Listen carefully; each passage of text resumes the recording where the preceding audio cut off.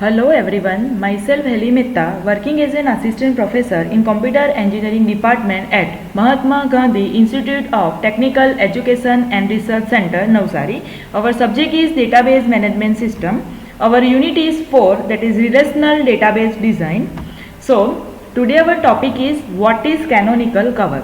Okay, a canonical cover of F is a minimal set of functional dependencies equivalent to F, having no redundant dependency or redundant part of dependency. Okay, so we have to find the minimal set of functional dependency, okay, for F. Okay, it is denoted by F in suffix. We have to write C. It is FC. It is the canonical cover for F. Okay, a canonical cover for F is a set of dependencies FC such that F is logically implies all dependency in FC and FC logically implies all dependency in F. Okay, no functional dependency in FC contain an extraneous attribute and each left side of functional dependency in FC is unique. Okay, so these 4 steps we have to remember. Okay, so see here we have a F is equal to A tends to B and A tends to C. So we can apply union rule for that. So we can reduce it in A tends to BC. Okay, so we have to find the minimal set of functional dependency. Here we have a 2 functional dependency and we are minimize it into 1 using union rules. Okay, so like this we have to find the canonical cover. Okay, now see here we have a A tends to BC. Okay, now we can decompose it.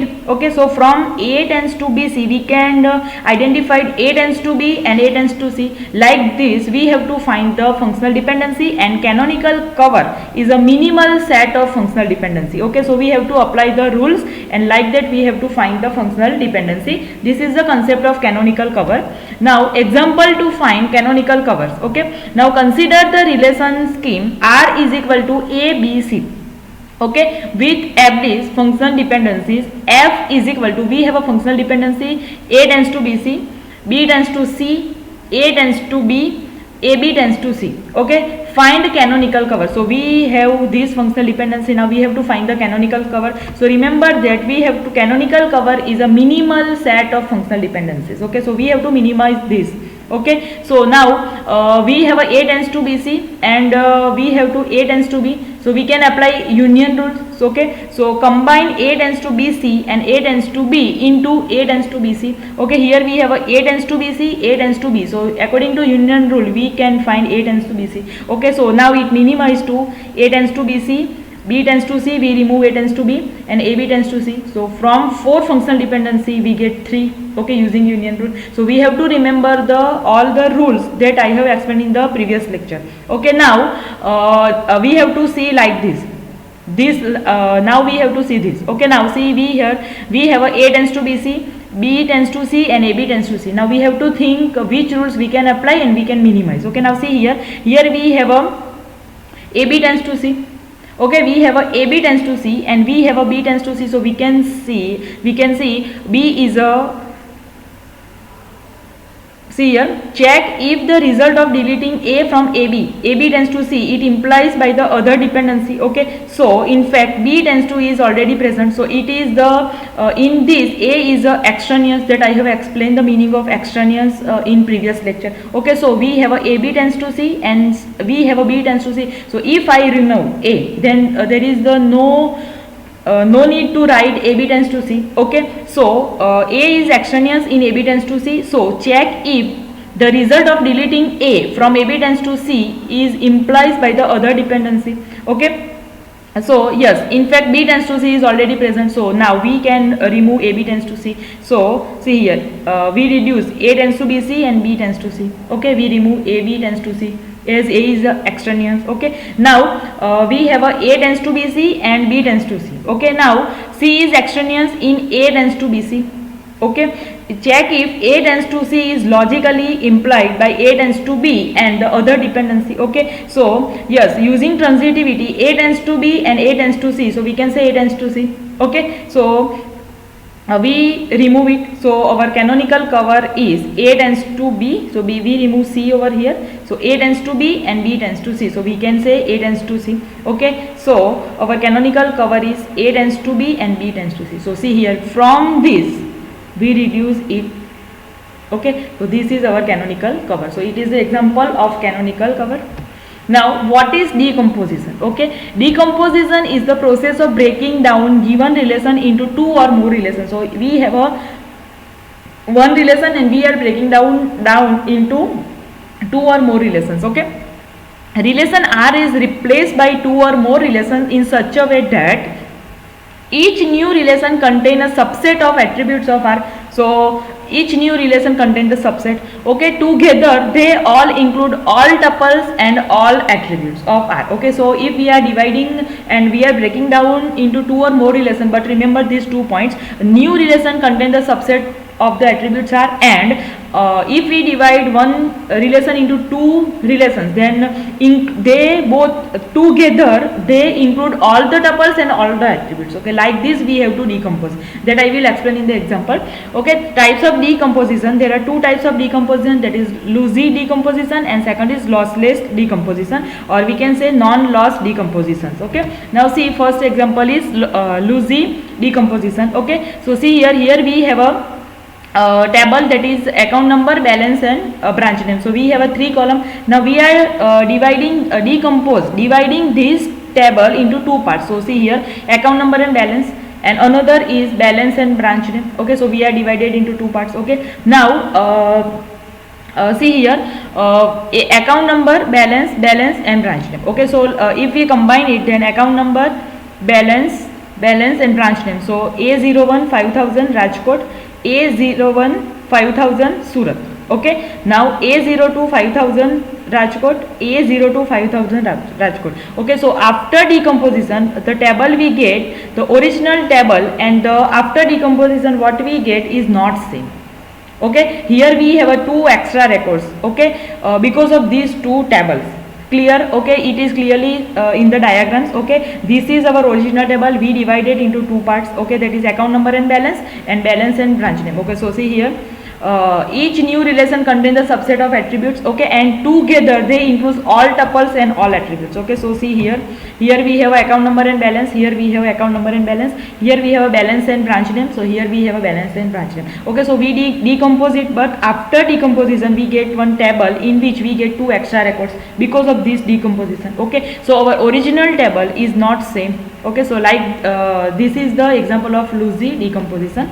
Okay, so the decomposition of relation R into R1 and R2 is lossy when the join of R1 and R2 does not yield the same result as in the R. Okay, so this is our original table, we decompose it into 2 parts. Now we are performing join. Okay, Cartesian product, that you all know about the Cartesian product. After join we get one table, and in this we get 2 extra records because of this.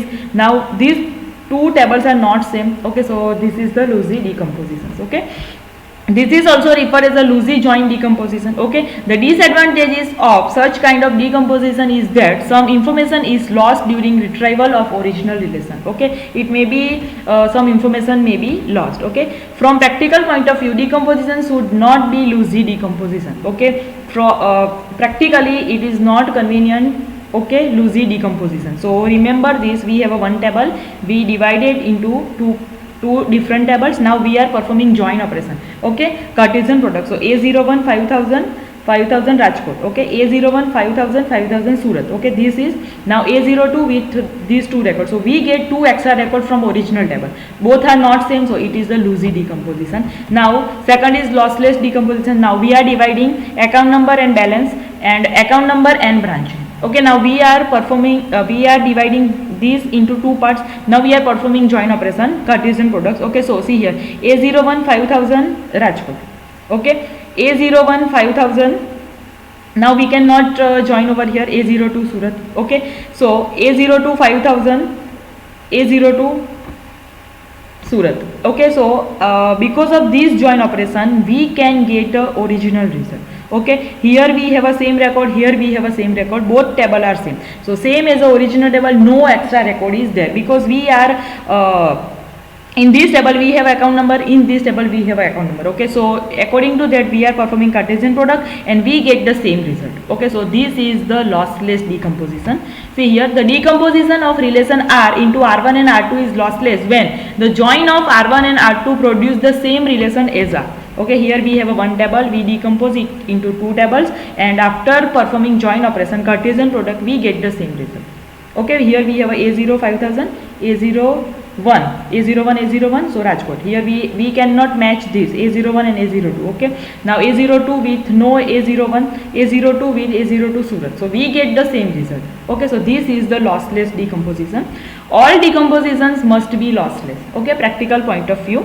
Okay, so this is the lossless decomposition. Now next point is what is an anomaly in database design. Okay, the anomalies are problems that can occur in a purely planned unnormalized database where all the data are stored in a one table. Okay, there are three types that can arise in the database because of the redundancy R. So we have a three types of anomaly. Okay, first is insert anomaly, second is delete anomaly, and third is update or modification anomaly. Okay, now see here, insert anomaly. Here we have a one table. Consider a relation. Okay, employee department, we have a employee department table in which we have a employee number, employee name, address, department number, department name, and department manager. Okay, now here we have a employee number as a primary key. So see here we have a table, employee number, employee name, address, department number, department name, and department manager. Okay, now we want to insert new department IT. Here we have a two department computer C. Okay, now we want to insert new department IT. Now see what happened. Suppose a new department IT has been started by an organization, but initially there is no employee appointed for the department. Okay, we have a only department name, that is IT. No employee is appointed yet. Okay, now we want to insert the department detail in the employee table. Okay, but the tuple for this department cannot be inserted into this table as the employee number will have null value, which is not allowed because employee number is a primary key. Okay, see what happened. Here we have a employee number, employee name, address, department number, department name, and department manager. Okay, now what happened. Here we have a computer department only. Now we want to add one more department. Okay, so we add department IT over here, but we have no employee yet. Okay, because initially there is no appointed over here. Okay, so if we have a no employee, then we have a no employee number. Okay, so if I add IT over here, then I have a null in the employee number, and null is a employee ID is my primary key. So primary key will not allow null value. Okay, so we cannot add the data. Okay, this kind of problem in the relation where some tuple cannot be inserted is known as a insert anomaly. Okay, so this is the insert anomaly. So an insert anomaly occurs when certain attributes cannot be inserted into the database without the presence of another attribute. Okay, so here if I want to add a IT department, then it must have a employee ID. Okay, so employee ID is a primary key, so it will not allow the null. Okay, and in organization no employee is appointed for IT department yet. Okay, so we cannot add department because of employee number. Okay, so this type of anomaly is known as a insert anomaly. Okay, now second is delete anomaly. Now consider a relation same employee department. Okay, employee number, employee name, address, department number, department name, and department manager. Okay, now here also we have a employee number is a primary key. Now if I want to delete some data, okay, want to delete Meet employees detail. Okay, so I want to delete the employee name Meet. Okay, now consider there is only one employee in the some department IT. Okay, now here we have a two departments CE and IT. Okay, now and that employees leaves the organization. Here we have only one employee Meet in IT department. Okay, now if I remove it, okay, so we need to delete the tuple of the employee Meet. So all data I want to delete. Okay, but in addition to that, information about the department also deleted. Okay, so because of employee, information of department is also deleted. This kind of problem in the relation where deletion of some tuples can lead to loss of some other data not intended to be removed is known as a delete anomaly. Okay, so I want to remove data of Meet only. Okay, and Meet belongs to IT department. Now here what happened in IT department, there is only one employee, and if I delete meet, then this IT department also remove. Okay, that I don't want to remove. Okay, so if what happen if here we have a more than 2 people in the IT department, then there is no problem. But here what happen if I remove meet, okay, employee meet, then department IT also removed. Okay, this problem is known as a delete and anomaly. Okay, so a delete anomaly exists when certain attributes are lost because of the deletion of another attributes. Okay, so here I am removing meet, but because of meet IT is also removed. Okay, this type of problem is known as a delete anomaly. Now update anomaly. Consider a relation employee department, okay, in which we have a employee number, employee ID, employee name, address, department number, department name, and department manager. Employee number is in primary key. So here we have a 3 data.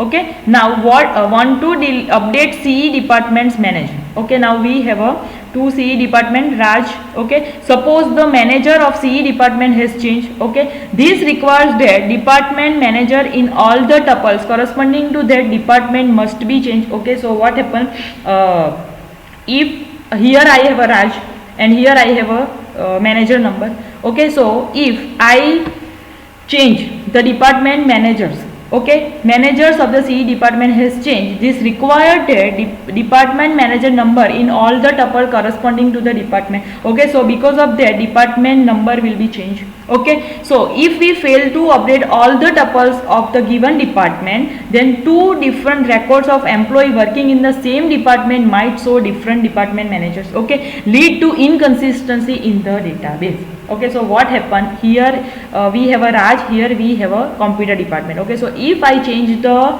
department managers, okay, and if number is also changed, then in whole database I have to change the department managers number of computer department. If at some place I miss it, then for 2 people working in the same department have might show the different department manager. It leads to inconsistency in the database. Okay, so whenever we are updating the database, we have to take care. Okay, so this is the update anomaly. Okay, now how anomalies in the database design can be solved. We have a 3 problem: insert problem, delete problem, and update problem. To avoid this problem, such type of anomalies in the database design can be solved by using normalization. Okay, so in next lecture I will explain what is normalization and how to perform normalization. So normalization is the most important topic for this chapter. Okay, so this is the anomalies, and to solve this problem we have to follow the normalization. Okay, thank you.